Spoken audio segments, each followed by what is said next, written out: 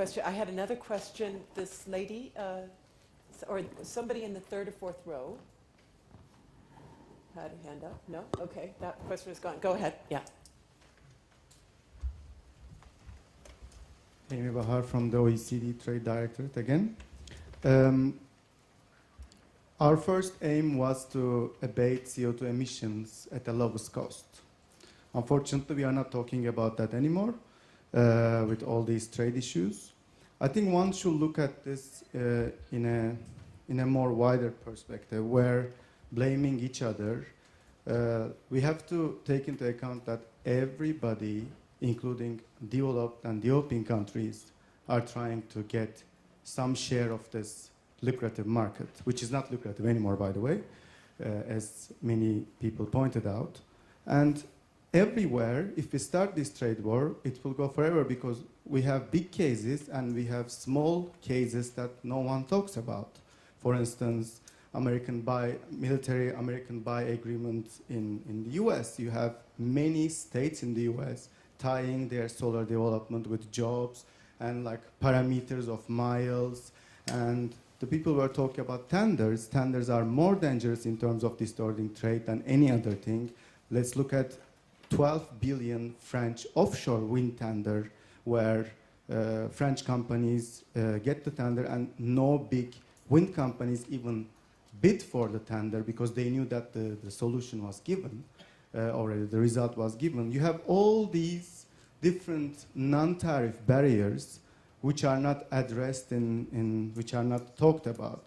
Another issue, financing, briefly mentioned.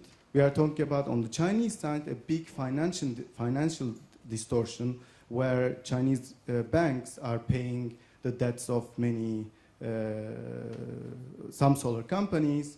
And if we talk about Europe, you have another case. If Europe is starting investigation against China, China can easily start a case against 10% Italian local content requirement. So it can go forever, on and on.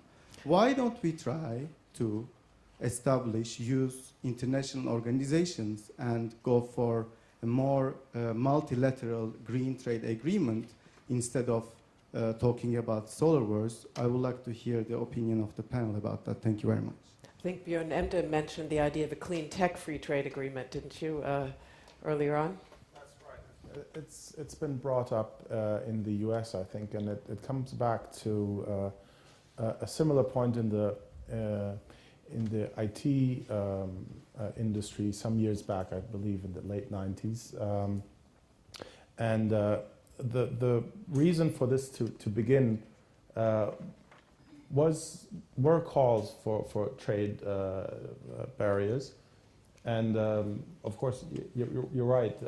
The part about Italy and also the Canadian premium are already before the WTO, have been called before the WTO by Japan, for instance, not Europe.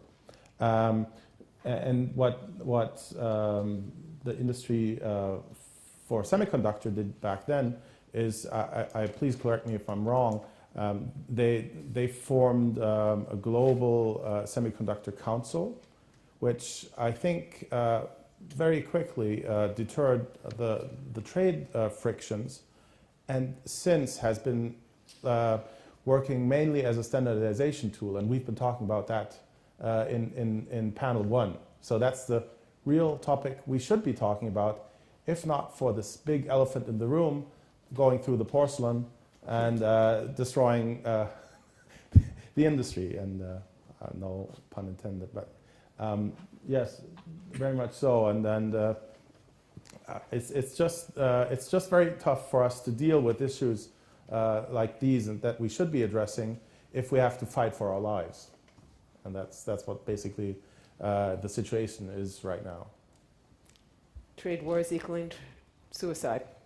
Murray Yes. Cameron's thesis that he put out there. So we have here in this row, okay, I see 3 different questions. Maybe we'll take 3 and we'll bundle them.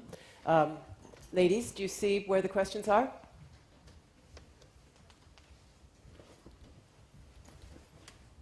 Okay, let's go to this one back here first. Yeah, Jean-Pierre Joly from France, from Ines. Just a remark, that's a testimony. We mentioned about France and the BIPV tariff, and the situation is that even if we kept the very good tariff, this market completely disappeared. And the reason why it disappeared is just because the people, they completely lose the confidence on the products. Because they realized that the system was such that the installer made a lot of money buying modules from Asia. Not to say that the modules were of bad quality, but the people in their mind look, okay, they buy these modules, they are fabricated very far. We don't know about the CO2 content, we don't know about the social standards and so on. And they lose completely the confidence. That means, I mean, if we have to go back to a good market, specifically on that kind of small system, for example, I think the people will need some more confidence, especially, for example, on the reliability, especially on the, they want to buy something for making green energy, so they want something which is made on, not to say that the Chinese products are not such, but we need more transparency on the quality and so on. And if there is no more, in France, for example, the market will not start again without that. That's just an example. I don't know about the other countries, but I think it's similar, little bit similar. It's not only a problem only of innovation. If we go to innovation, of course, we can perhaps once again come back to profitability. Of course, it's very important. We have to do that, but it's not enough. I mean, there is something to do about. I mean, we if we can buy modules just with a certificate, but we know that is probably not enough. Thank you very much. Next, and we have one here as well. 1 second, we'll go here and then to you. Yeah. Go ahead. Oh, sorry, you didn't get the microphone.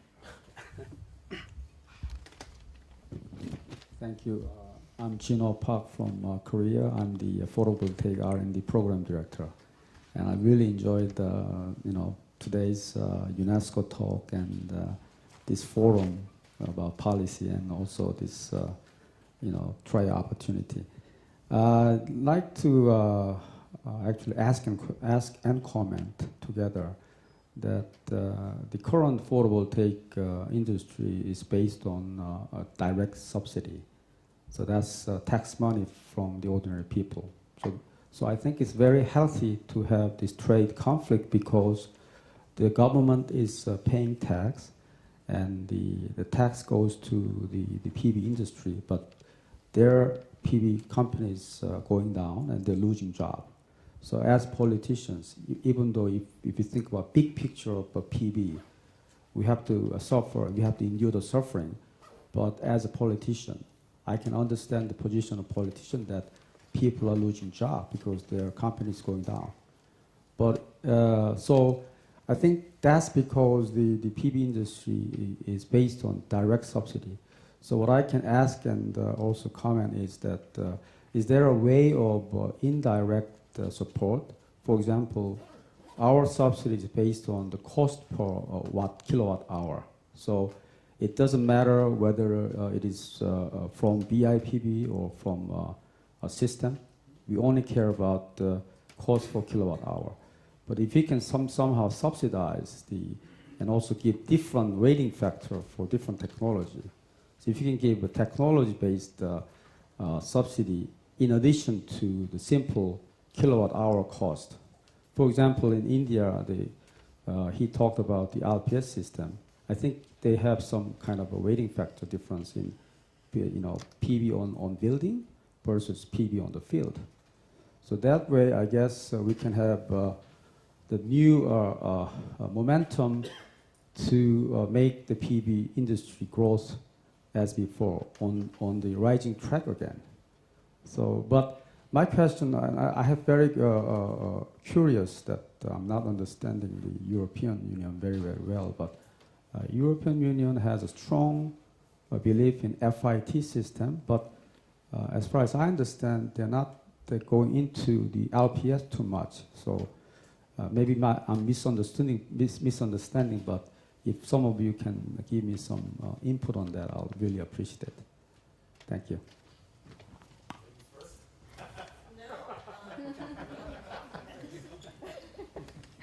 I'm not sure whether I understood you correctly. Have you been asking whether feed-in tariffs are a direct subsidy?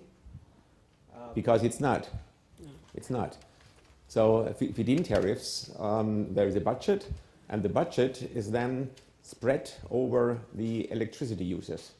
So a direct subsidy is if you were giving money, for example, to a producer, and you would tell him for each and every megawatt you are producing, you get a certain amount of money. So that's a direct subsidy. Or if you install a system and you get whatever, 50% of the investment cost as a direct subsidy. So that would be direct subsidy. But feed-in tariffs, if they are done properly, so that's also important, that is not a direct subsidy. So I don't know whether that answered part of your question. Which doesn't mean they aren't subject to political backlash, nonetheless. Yeah, of course. Yeah. Sure. There is a huge communication issue here, right? I think, as Winfried pointed out at the beginning, 2/3 of the jobs are actually in Europe. 2/3, right? When you buy a flat screen television, how many jobs are in Europe? 2%, maybe, right? So I think it's the culmination of basically the bankruptcy of the industrial policy in the West that is leading to this issue, which is solar is very, very visible. But that has been basically a movement that has been going on for decades. So I think there is a huge communication